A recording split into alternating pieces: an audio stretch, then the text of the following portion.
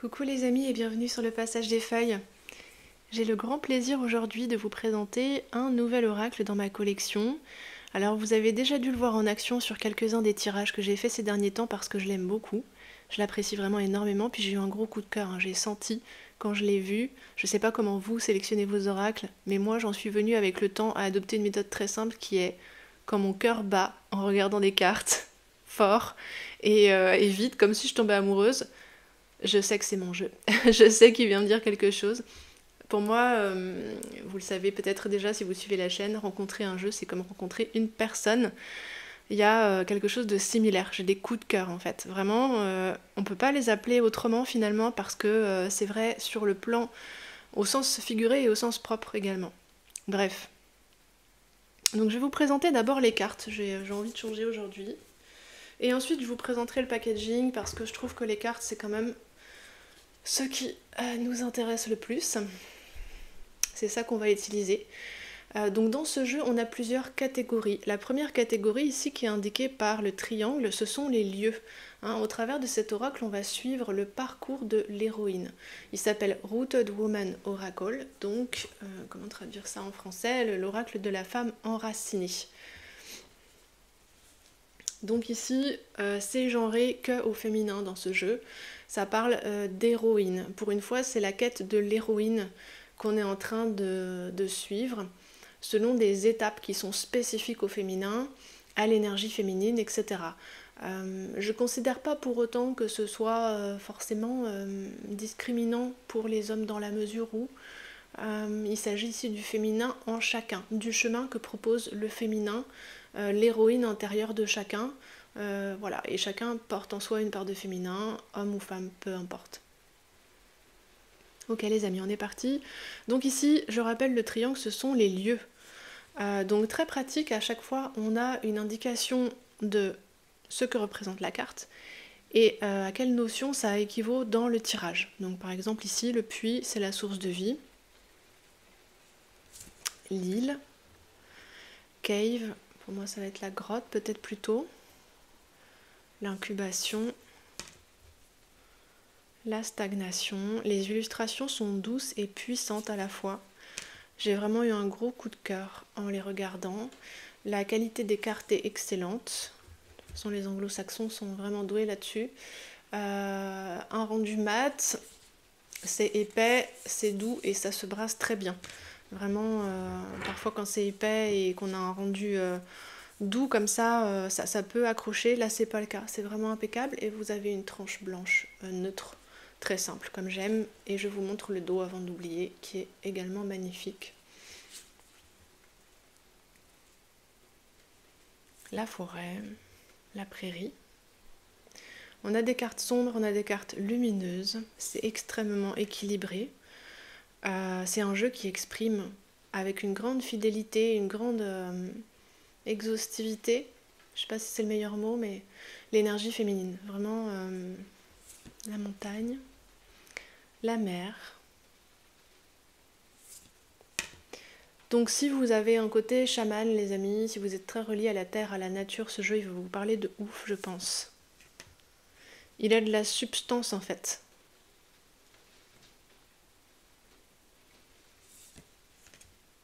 Et il sonne vraiment très terre et très féminin.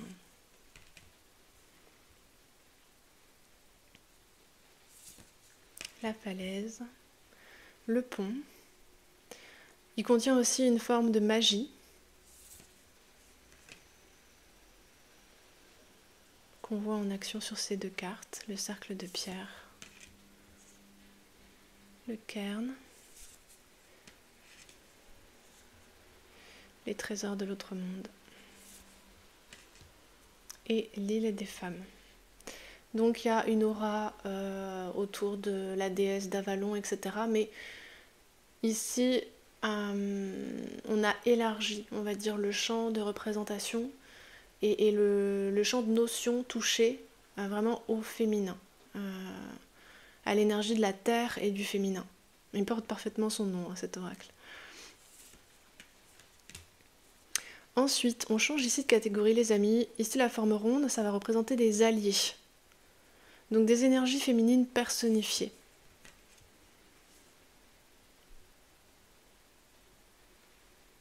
Ici la gardienne du seuil. Le pouvoir de la terre. Il y a un côté plus tribal sur certaines cartes, plus onirique sur d'autres. Là, celle qui... La folie divine. Keridwen, donc on a les visages de la déesse. Hélène. Rhiannon. Celle-ci, je l'aime particulièrement dans le traitement des couleurs qui sont à la fois lumineuses et crépusculaires. Enfin, il y a un jeu ici très intéressant.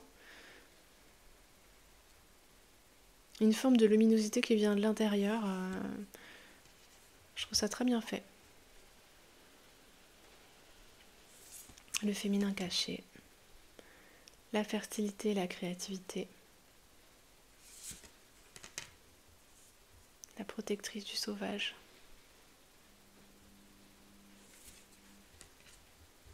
La sagesse des femmes. En intuitif, c'est très simple à interpréter. Moi, je travaille très bien avec. Force et endurance. Celle qui fabrique les visions. La vieille femme des rêves.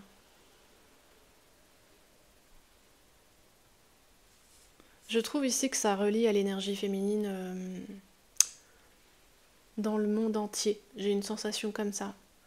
Même s'il y a une imprégnation de légendes arthuriennes, d'Avalon, il y a aussi, là ça me fait presque penser à la culture aborigène en fait, cette illustration-là. Dans les égrégores que ça véhicule, c'est plus vaste.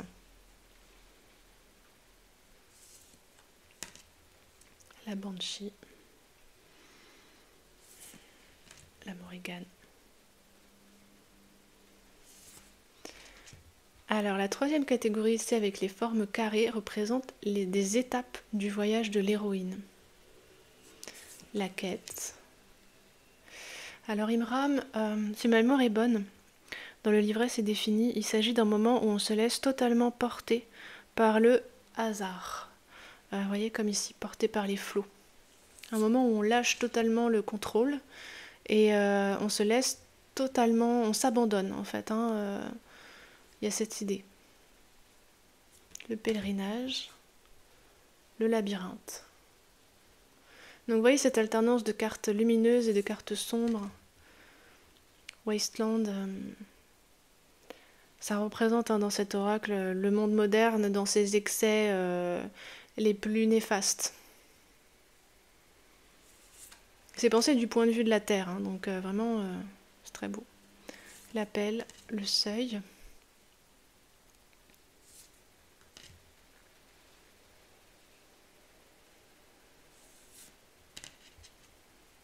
La descente.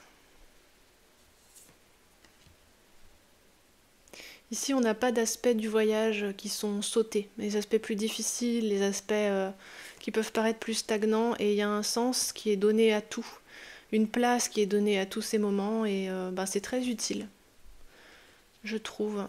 Ça permet de se recentrer, ce jeu, en tout cas de se replacer en justesse par rapport à ce qu'on est en train de vivre. L'initiation. La transformation, j'apprécie que ce soit la carte numéro 13 comme la carte de la mort dans le tarot. Le changement de forme. Il y a aussi beaucoup de poésie dans certaines cartes.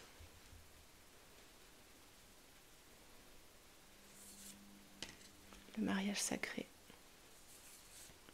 Le retour. Et il y a une charge émotionnelle dans ces cartes. En tout cas, je suppose quand on y est sensible et qu'on est touché par ce qu'elles transportent.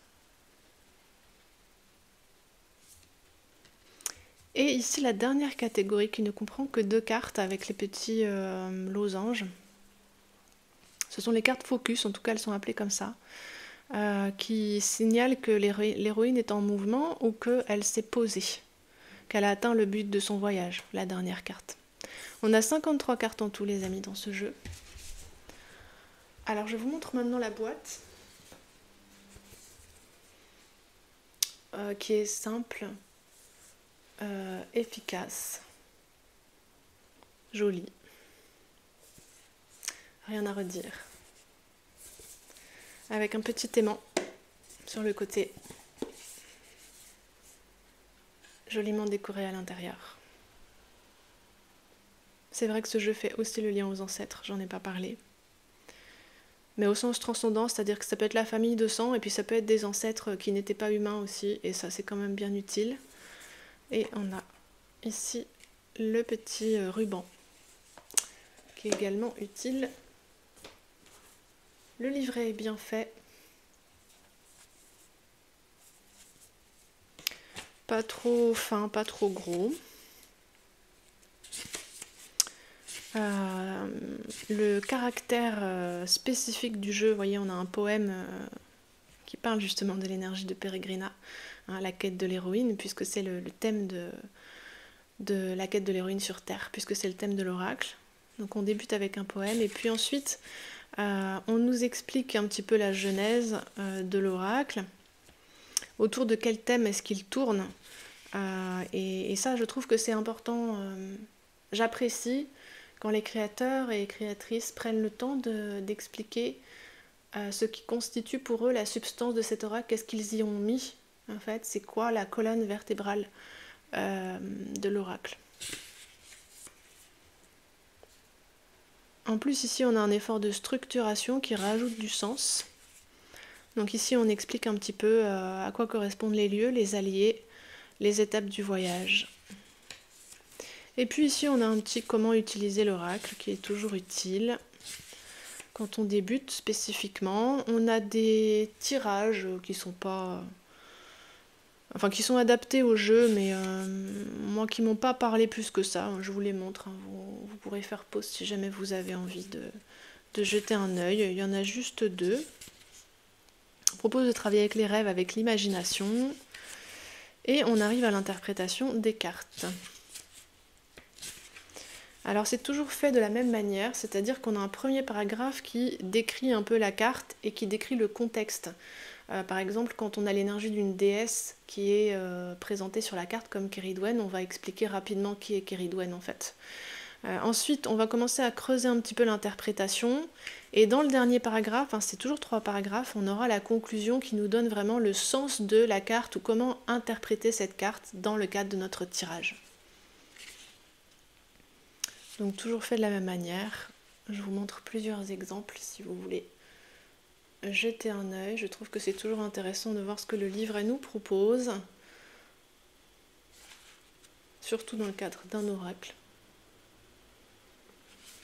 Voilà les amis, et il me semble qu'il n'y a rien de plus à la fin.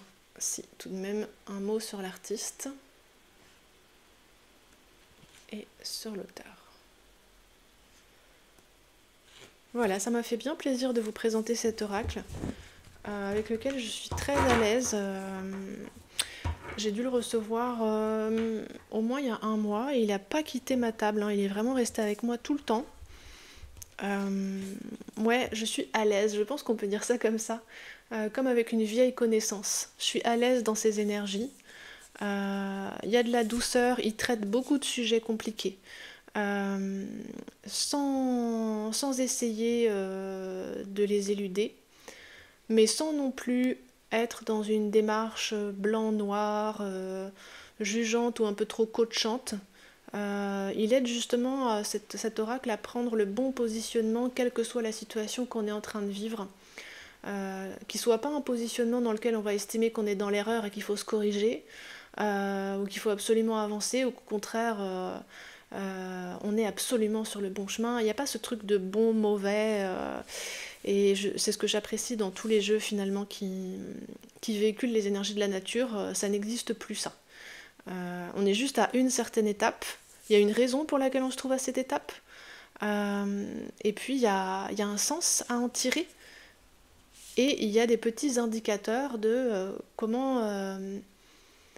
considérer ce qui se trouve autour de nous, et comment poser des choix ensuite, en fonction de l'endroit où on se trouve. Et en plus, comme ça s'inscrit dans un tissage plus vaste, qui est celui du fonctionnement de la Terre et de la nature, qui est celui de l'énergie féminine en règle générale, et de sa sagesse spécifique.